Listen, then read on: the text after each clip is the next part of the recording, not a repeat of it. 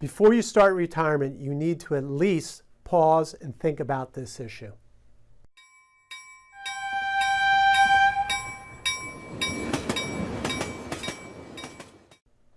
Welcome everyone to the Railroad Retirement Whiteboard. My name is John McNamara of Highball Advisors. And today we're going to talk about a topic as you approach retirement, right before you retire, some of you go at 60 and, maybe 62, that type of thing. But you really need to talk about this issue or one task. And what is that? And I'm talking about kind of end-of-life issues, long-term care issues. I mean, sadly, it affects everybody, so it's going to happen eventually to everybody. That's just, that's just the way it works. So there's a lot of different strategies, but it's just important to take the opportunity now, because now at this age you have a lot of options. And to me, personally, when I make decisions, I like to have a lot of options. So I don't want to be fenced in. And I think if you address these issues later in life, you're not going to have those options, and it's going to hurt. So at least you want to talk about this issue. So once again, what I'm talking about is long-term care. So let's just talk about the reality of long-term care. And basically, long-term care, just from a high level, is, right, you need assistance just with your daily activities, right? Feeding, eating, bathing, driving somewhere, whatever. You need, taking medicine. You need help, right, to go about your daily activities. So that's long-term care in a nutshell.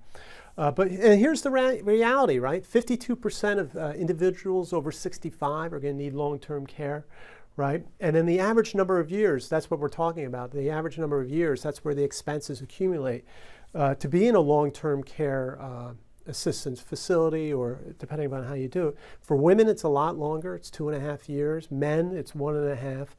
And then when I saw this, 21% of those people in long-term care are going to need between 2 and 5 years. So, you start adding that up, it gets into significant, right, amount of money. So, right, so here's what we're talking about from a financial standpoint, right, the problem. So if you're over 65 and you're in long-term care, 4% are going to have out-of-pocket, right? This is money that you've got to put in between $150,000 and $250,000 to pay for this long-term care. And 9% are over $250,000, okay?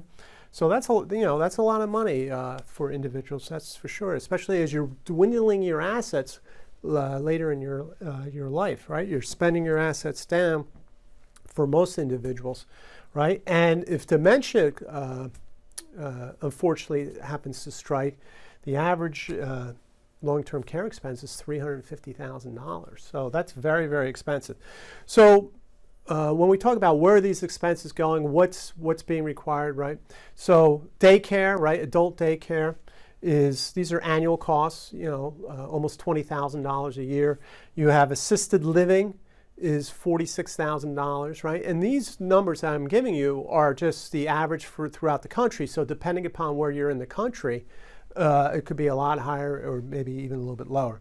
Home health aid is $52,000 a year, right? And that's not really a full-time home health aid. So that's just somebody coming in to help out.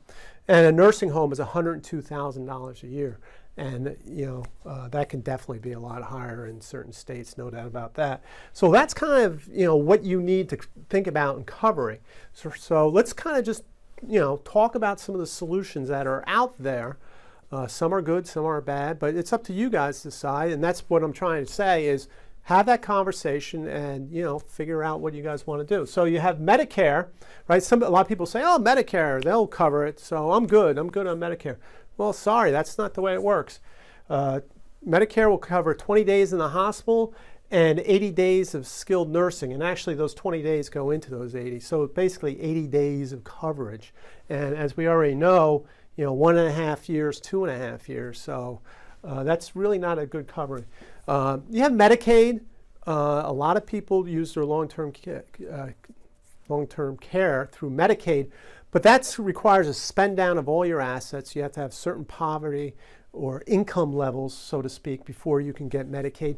And at the end of the day, that's a state facility. You don't get your own facility, that type of thing. So It's not ideal. It's nice that it's there for individuals because they do need assistance, but it's not ideal. Then we have what they call long-term care insurance. That industry has really been going through some tough times in that they wrote a lot of policies a long time ago, 20 years ago, where they really didn't understand the pricing of it. So the premiums lately have been going through the roof, 50, 60, 70% premium jumps. And that's really affected a lot of seniors. So like I said, variable premiums, they're having a tough time trying to figure that out, how to price it. And basically the way to look at long-term care insurance is, I heard somebody explain it to me, is just prepaid. It's like prepaying your care, right? So you need, let's say, $200 a day in an assisted living facility. It's kind of like prepaying it, so to speak, and that's what it is. So for a couple, the average, at 55 a couple, this is the average premium is $3,050 per year, right? But even still at long-term care, it will only cover a certain amount of time, right? So you have the elimination period where you got to wait 90 days and then you go in, and then it's only going to cover up to how much the insurance is. The benefit might be $200,000, and that would be it. Additionally, with your long-term care insurance, right? If you don't lose it, all those premiums you paid in have gone away. So I don't want to say you're making a bet, but that's what insurance is at the end of the day. You're hopeful you don't use it, but at the end of the day, you still lose it. Another product that's kind of doing real well, it's the most popular out of the insurance, is life insurance with a long-term care rider. So you feel like you're investing in a vehicle in life insurance, right? That you have a death benefit in life insurance that pays out, maybe cash value in it, that type of thing. And then you attach like a long-term care rider. But once again, that's that prepaid card concept where, okay, we'll attach that and we'll pay out $100 a day for long-term care until all the money in the insurance policy goes away, right? That money goes into paying for your long-term care. So that's kind of a popular way to do it. Finally, another way to do is self-funding, right? Self-funding is, okay, well, I have these assets, maybe equity, stocks, that type of thing, bonds, pare down my assets to cover my long-term care expenses, right? That's possible, and it's for it can be done, but it's depending upon you don't know where you're going to be on this spectrum of spending, so you got to make sure you have the right amount of assets.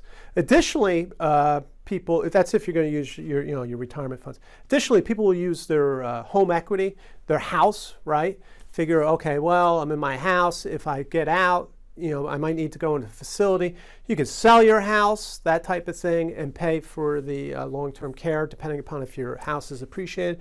Or some individuals can even do a reverse mortgage, that type of thing, right? You've moved out of the house, so to speak, and you do a reverse mortgage to pay for the assisted living. So there's some strategies there on the self-funding, but these are basically the options. And the point, once again, to get back to the big theme, is have these discussions now, because I just listed 1, 2, 3, 4. There's probably a couple more, 5, 6, right? Those are options that you can do now. Think about, okay, this is our strategy if something unfortunate was to happen. We have this planned, okay? Because you don't want to be coming at 80 or 85 and say, oh, I got it, in a home, I haven't planned for any of this, and now I have one option. It might be Medicaid or something like that. So it's just something to think about. So I hope you found this helpful. Please reach out to me if you want to have discussions about this.